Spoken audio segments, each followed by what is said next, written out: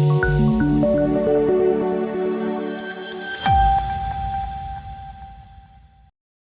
વસ્ત્રાલ વિસ્તારમાં થયેલી ગંભીર ગુનાની તપાસના ભાગરૂપે પોલીસ દ્વારા આરોપીઓનું ઘટના સ્થળે રિકન્સ્ટ્રક્શન કરવામાં આવ્યું. અમદાવાદના વસ્ત્રાલ વિસ્તારમાં તાજેતરમાં થયેલી ગંભીર ગુનાની તપાસના ભાગરૂપે પોલીસ દ્વારા આરોપીઓનું ઘટના સ્થળે રિકન્સ્ટ્રક્શન કરવામાં આવ્યું હતું. આ રિકન્સ્ટ્રક્શન દરમિયાન સ્થાનિક લોકોની મોટી સંખ્યામાં ભીડ એકત્રિત થઈ હતી, જે ઘટનાને લઈને રોષે ભરાયેલી હતી.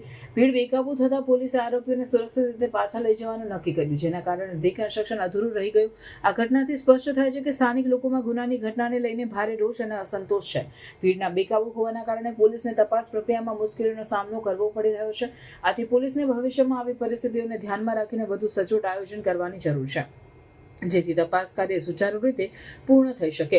સામાન્ય રીતે રિકન્સ્ટ્રક્શન જેવી તપાસ પ્રક્રિયાઓ ગુનાની ઘટનાઓને પુનઃસર્જિત કરીને સત્યને બહાર લાવવા માટે કરવામાં આવે છે, પરંતુ સ્થાનિક લોકોના રોષ અને ભીડના કારણે પોલીસને આ પ્રક્રિયા અધૂરી રાખવી પડી, જે તપાસમાં વિલંબનું કારણ બની શકે છે. આથી પોલીસ અને સ્થાનિક સમુદાય વચ્ચે સંવાદ અને સહકાર વધારવાની જરૂરિયાત છે, જેથી આવી પરિસ્થિતિઓ ટાળી શકાય. આ ઘટનાએ સ્થાનિક સમુદાય અને પોલીસ વચ્ચેના સંબંધોને વધુ મજબૂત બનાવવા માટેના પ્રયાસોની આવશ્યકતા દર્શાવે છે. ભવિષ્યમાં પોલીસને સ્થાનિક લોકો સાથે સંવાદ વધારવો જોઈએ અને તેમની ચિંતાઓને સમજાવવાની કોશિશ કરવી જોઈએ, જેથી તપાસ પ્રક્રિયા સુચારુ રીતે આગળ વધી શકે અને ન્યાય સુનિશ્ચિત થઈ શકે. રામોલ પોલીસ સ્ટેશનના વિસ્તારની અંદર આરટીઓ રોડ ઉપર મહાદેવ ઇમ્પિરિયલનો જે રોડ છે, એ જગ્યા ઉપર લગભગ 15 થી 20 જણા જેવા આ અસામાજિક તત્વો પોતાના ટુ વ્હીલરમાં લઈને આવેલા અને ત્યાં એમને આ ઘટનાને અંજામ આપેલો.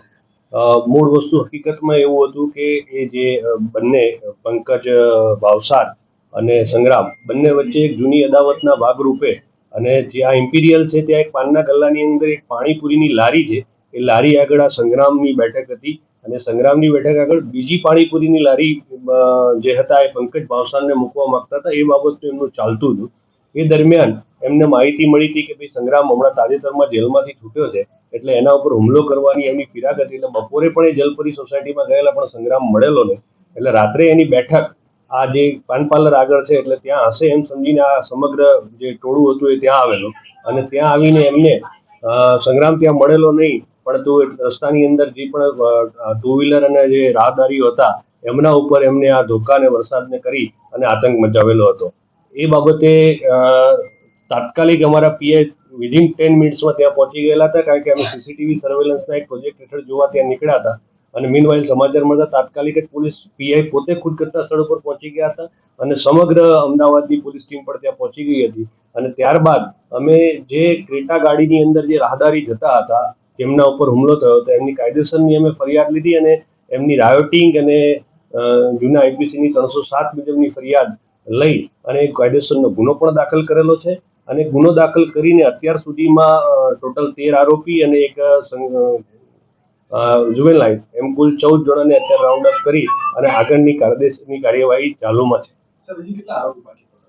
હજુ જેમ જેમ, કારણ કે જે 8 જે આરોપીઓ છે એને નામજોગ ફરિયાદમાં દર્શાવેલા છે અને અત્યારે જે આરોપીઓ છે એના ઇન્ટ્રોગેશનમાં અન્ય આરોપીઓના નામ ધીમે ધીમે ખુલતા જાય છે. જેમ ખુલતા જાય છે અત્યારે હજુ 5 એક આરોપીના નામ અમારી સમક્ષ છે કે જે પકડવા ઉપર બાકી છે, જેમાં એમાં મુખ્ય કલ્પ્રિટ આજે છે પંકજ ભાવસાર, એ પણ બાકી છે.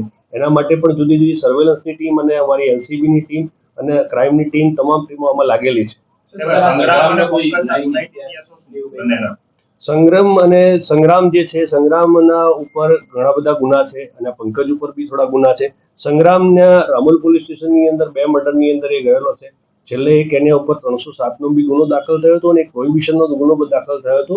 એ પ્રોહિબિશનમાં જ્યારે નાસ્તો પડતો હતો ત્યારે અમારી ઓઢવ પોલીસે પકડીને એને ક્રાઇમે જે ગુનો દાખલ કર્યો હતો એમાં આપ્યો હતો અને તાજેતરમાંથી જેલમાં છૂટ્યો હતો. આ અગાઉ પણ એના વિરુદ્ધમાં 2 વાર પાસા થઈ છે. છેલ્લા 2024માં પણ આપણે પાસા કરેલી છે. એ જ રીતે જે પંકજ ભાવસાર છે, પંકજ ભાવસારનો લેટેસ્ટ ગુનામાં જુલાઈ 2024ની અંદર એને કિશનપુરની અંદર એક રાયોટિંગનો ગુનો દાખલ થયો છે, એમાં પણ એ આરોપી છે. અને એને બી જાન્યુઆરી 2024માં સરી સંબંધીને કારણે આપણે પાસા પણ કરેલી છે. અને લેટેસ્ટમાં હમણાં જાન્યુઆરી મહિનાની અંદર આપણે હથિયાર સાથેનો એનો અમરેવાડી પોલીસ સ્ટેશન હથિયાર ધારાનો પણ ગુનો દાખલ કરેલો છે.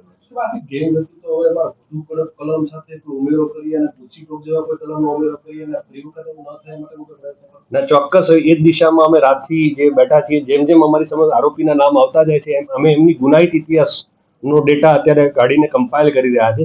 ગુનાહિત ઇતિહાસના આધારે એક સિન્ડિકેટ ગેંગ જે એસ્ટાબ્લિશ થાય છે, તો સિન્ડિકેટ ગેંગ એસ્ટાબ્લિશ થશે તો ગુસ્સી ટોક હેઠળની કાર્યવાહી પણ કરવામાં આવશે. જેમ આપ સૌને ખબર છે કે બાપુનગરની અંદર બહુ ટાઈમ પહેલા ઘટના બનેલી, એની ગુજસી ટોકની અંદર આપણે ફરિયાદ દાખલ પણ કરી. ગુજસી ટોકની આપણને મંજૂરી પણ મળી ગઈ છે અને ગુજસી ટોકની અમે કાલે ગુજસી ટોકની 5 વિરુદ્ધ ચાર્જશીટ પણ દાખલ કરવાના છે. એટલે જેમ ત્યાં કર્યું છે એમ આપણની અંદર જે ગુજસી ટોક પાત્ર થતા હશે તમામને ગુજસી ટોક હેઠળ પણ અમે કાર્યવાહી કરવાની અત્યારે ચાલુ છે.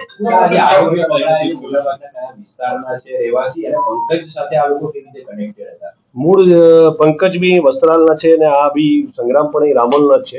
એટલે આ લોકો અહીંના સ્થાનિક છે અને આ બધા જે અત્યારના જે આરોપીઓ જે છે છોકરાઓ જેવા છે જેમની ઉંમર નાની છે. મૂળ વિષય વસ્તુમાં અમારા પ્રાથમિક ઇન્ટ્રોગેશનમાં આવેલું છે કે ભાઈ આ જે છોકરાઓ છે એ પુષ્પા મૂવીની ઇફેક્ટમાં છે અને પુષ્પા મૂવીમાં જે છે એ પુષ્પા મૂવીની ઇફેક્ટ હેઠળ આ થોડાક એ કેફમાં રહી અને આ ઘટનાને અંજામ આપેલો.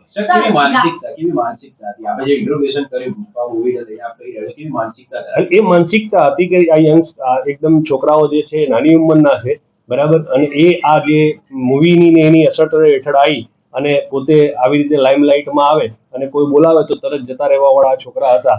છતાં એમના હજુ ગુનાહિત ઇતિહાસ અત્યારે અમારા સર્ચમાં ચાલુ છે અને એમની જે પણ ગુનાહિત ઇતિહાસ આવશે એ મુજબ એમના વિરુદ્ધ પણ કાર્યવાહી. સર, પાણીપુરીની લારીની જે વાત છે તો આ લોકો હપ્તા લેતા હતા કે શું હતું આ જે આખી ગેંગવોર છે? નહીં, હપ્તા લેવા વાળી બાબત આમાં સહેજ પણ નથી. પાણીપુરીની જે લારી છે ઓલરેડી જૂનો ત્યાં પાણીપુરી વાળો હતો જ અને જૂનો પાણીપુરી વાળો જે હતો એના ત્યાં આ સંગ્રામની બેઠક હતી.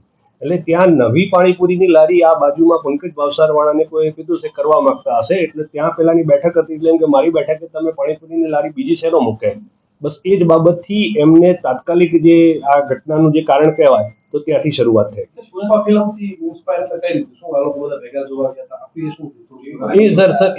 આ બધા જે છે લબરમુછિયા છે જે અત્યારની ઉંમર બહુ નાની ઉંમરના છે. એટલે જે પુષ્પા મૂવીની અંદર જે તમે કીધું કે એમ તો કે શું જોયું હતું, કયા મૂવી છેલ્લા જોયા હતા, તો મોટા ભાગના જવાબ એવા હતા કે અમે પુષ્પા મૂવી જોયું હતું. એટલે પુષ્પા મૂવીને એ બાજુની અંદરમાં ટીનેજની અંદર, ટીનેજ તો ના કહી શકાય, પુખ્ત વયના છે, પણ પુખ્ત વયની અંદરમાં એમાં ફિલ્મની અસર હેઠળ છે.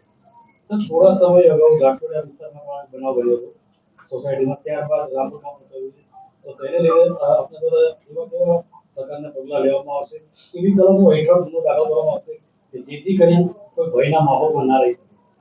આપ સૌ જાણો છો કે એ રીતે કે આપણે જે અત્યારે વાત કરી ગુજસી ટોક હેઠળની કાર્યવાહી કરવાની અને આપને અગાઉ પણ ગુનાહિત ઇતિહાસમાં કીધું કે આ બંને આરોપી વિરુદ્ધ આપણે પાસા પણ કરેલી છે. એટલે કાયદાકીય જેટલા પણ આપણા જોડે ઉપાયો છે તમામ ઉપાયોના જડબે સલાહ કરી મેં આપને આપી દીધું કે ભાઈ બાપુનગરની અંદર બી આપણે ગુજસી ટોકની હેઠળ બધાને ફિટ કરી દીધેલા છે.